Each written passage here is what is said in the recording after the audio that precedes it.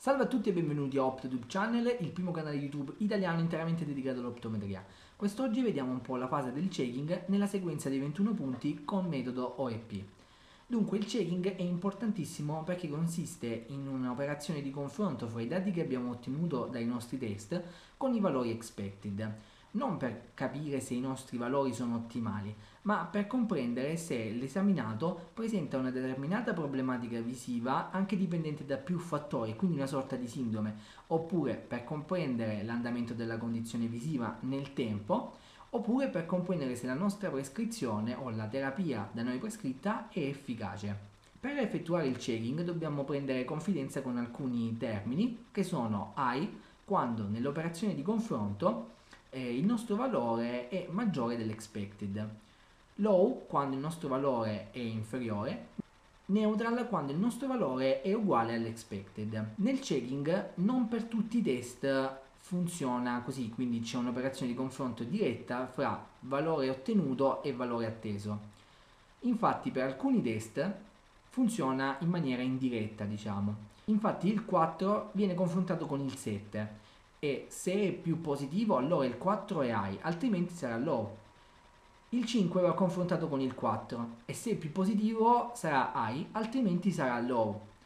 Il 14A net va confrontato con il 7. Se è più positivo il 14A è high, mentre il 15A è low. Se il 14A net è più negativo del 7, allora il 14A è low e il 15A è high.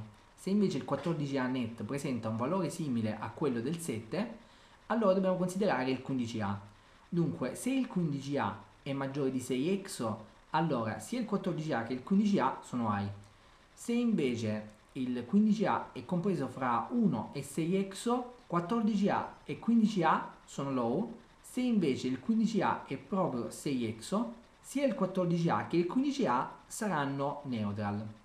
Se invece il 15A è orto oppure ESO, praticamente il 15A va low, mentre il 14A praticamente dobbiamo confrontarlo con il 7, ma dobbiamo prendere il 14A gross anziché il 14 net per effettuare il confronto. Il 20 e il 21 invece vengono confrontati reciprocamente, quindi si prende fra i due il valore assoluto più alto e quel test diventa high, mentre l'altro è low. Se hanno un valore assoluto simile, allora saranno neutral. Per quanto riguarda i test di induzione, la situazione è un po' più complessa. Infatti dobbiamo considerare prima la rottura e confrontarla con l'expected.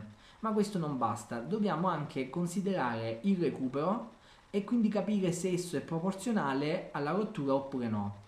Ad esempio, il recupero del 10 e dell'11 è proporzionale quando è almeno la metà del valore della relativa rottura. Mentre per quanto riguarda il 16A, il suo recupero è proporzionale quando è almeno 2/3 della rottura, mentre per il 17B quando il recupero è almeno 3/4 della rottura. Inoltre, se entrambi, quindi sia il recupero che la rottura, sono ok, quindi la rottura è maggiore dell'expected e il recupero è proporzionale, allora il test sarà fondamentalmente high, altrimenti sarà low. I test di deduzione vanno confrontati in maniera reciproca, quindi il 10 con l'11 e il 16B con il 17B.